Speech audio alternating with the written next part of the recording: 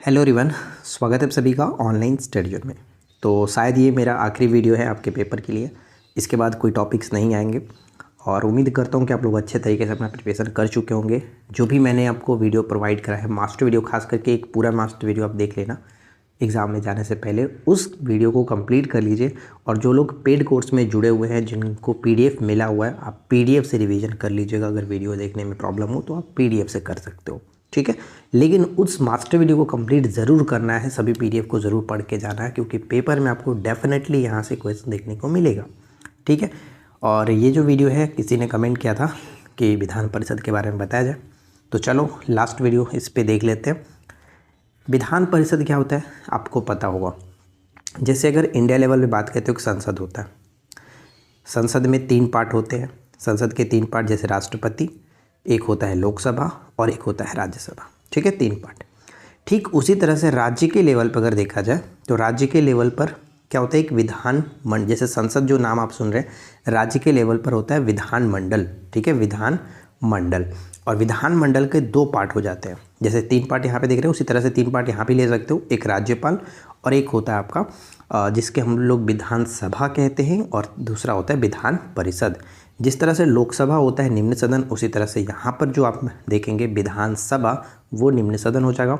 और जो यहाँ पे विधान परिषद, जो यहाँ पर आपका राज्यसभा होता है, वो यहाँ पे विधान परिषद हो जाता है, यानी राज्य का उच्च सदन हो जाता है, ठीक है। क्लियर है? तो ये सब तो ऐसे भी आपको क्लियर होगा ही। तो अब चलो स्टार्ट करते हैं। संविधान के अनुच्छेद 168, ठीक है, संविधान के आर्टिकल 168 के अनुसार ऐसा बताया गया कि प्रत्येक राज्य का एक विधान मंडल होगा। विधान मंडल होगा मतलब उसमें या तो राज्यसभा या लोकसभा या फिर दोनों होते हैं। कोई राज्य एक सदनीय है, कोई द्विसदनीय है। तो इस तरह से, यानी अगर टोटल बात करें पूरे इंडिया में, टोटल 6 राज्य जो हैं वो द्विसदनीय हैं। द्विसदनीय का मतलब जिनमें जिनमें विधानसभा और विधान परिषद दोनों स्थित हैं, उस तरह से कहा जाता है द्विसदनीय, ठीक है। जो राज्यपाल, विधानसभा एवं विधान परिषद से मिलकर के बनेगा, ये आपका विधानमंडल, ठीक है। 168 में ये कहा गया। और संसद को ये भी अधिकार है, अनुच्छेद 169 के अनुसार संसद विधान परिषद की स्थापना भी कर सकती है और उसका समापन भी कर सकती है। यानी 168 और 169 दोनों याद रखना है। अब बात करते हैं हम लोग मेन मुद्दे पर। तो विधान परिषद क्लियर हो गया कि ये उच्च सदन है, ठीक है, उच्च सदन हो गया, राज्य का उच्च सदन होता है। और बिहार की अगर हम बात कर रहे हैं तो बिहार में थोड़ा सा आपको वैसे ये याद रखना है कि बिहार में कुल विधान परिषद के सदस्यों की जो संख्या है, सीटों की संख्या है, वो 75 है।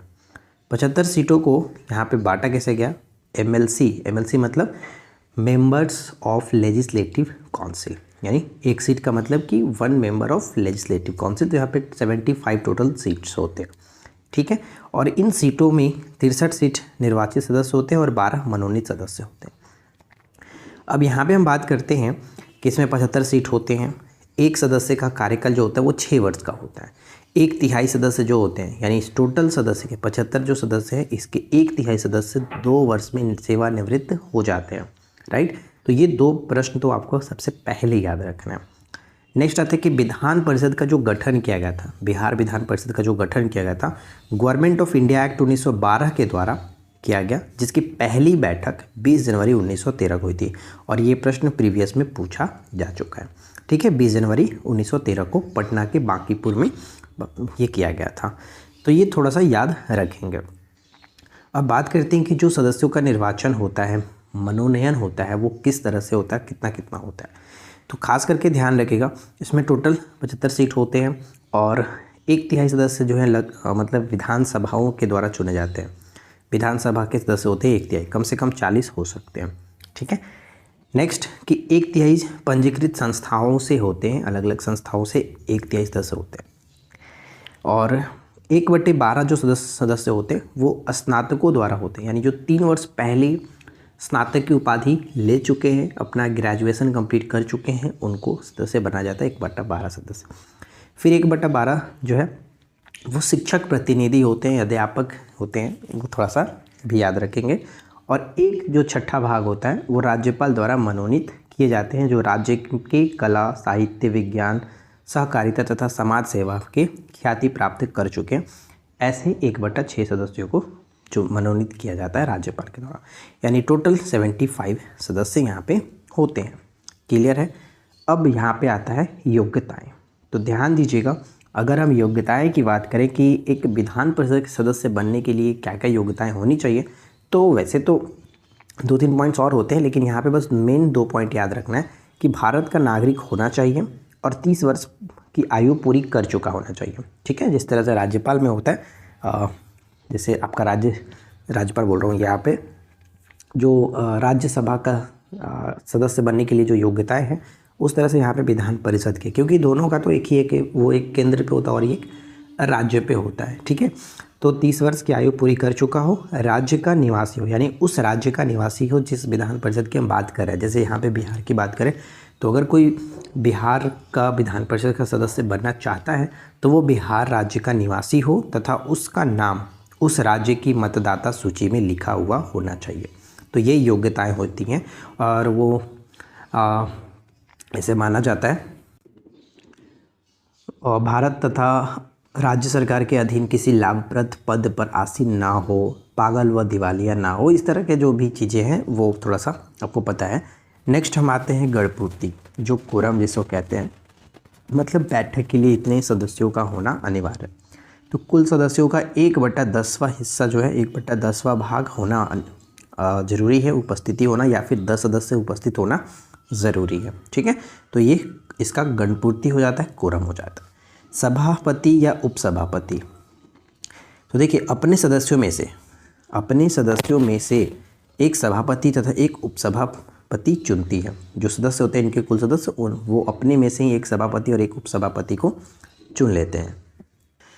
इसके बाद आप यहाँ पे देखेंगे कि अध्यक्ष तथा उपाध्यक्ष को सदस्यों द्वारा प्रस्ताव पेश करके हटाया जा सकता है। अधिवेशन की बात करें तो अधिवेशन में बुलाया किसके द्वारा जाता है, तो राज्यपाल के द्वारा बुलाया जाता है। 1 वर्ष में कम से कम 2 बार अधिवेशन होना आवश्यक है। और ये भी याद रखिएगा कि एक अधिवेशन से दूसरे अधिवेशन के मध्य 6 माह से अधिक का अंतर या फिर अंतराल नहीं होना चाहिए। तो ये कुछ चीज़ें थी जो विधान परिषद के बारे में आपको जाननी चाहिए थे, और ख़ास करके जो इनका निर्वाचन होता है और उम्र क्या होनी चाहिए, योग्यताएं क्या है, गणपूर्ति क्या है, और ख़ास करके एक चीज़ जो था हमने देखा था कि कितने सदस्यों का सेवानिवृत्त होता है, रिटायरमेंट होता है। तो हर 2 साल पर 1/3 जो सदस्य होते हैं, हर 2 साल पर 1/3 सदस्य जो होते हैं वो सेवानिवृत्त हो जाते हैं, और प्रत्येक सदस्य का कार्यकाल 6 वर्ष का होता है। पहली बैठक जो हुई थी 20 जनवरी 1913 को की गई थी। टोटल 75 सीट होते हैं। आई होप कि ये छोटा सा वीडियो आपके लिए इन्फॉर्मेटिव रहा होगा। मैं जो भी वीडियो बनाया हूँ वो आपको एक तरह से रिवीजन के पर्पज़ से बनाया हूँ। पूरी चीज़ें जानने के लिए आप थोड़ा सा पढ़ लेना, क्योंकि ये लास्ट टाइम चल रहा है, तो मैं सिर्फ और सिर्फ ऊपर की बातें आप लोगों को बता देता हूँ कि ये पेपर में पूछा जा सकता है, ऐसे आ सकता है।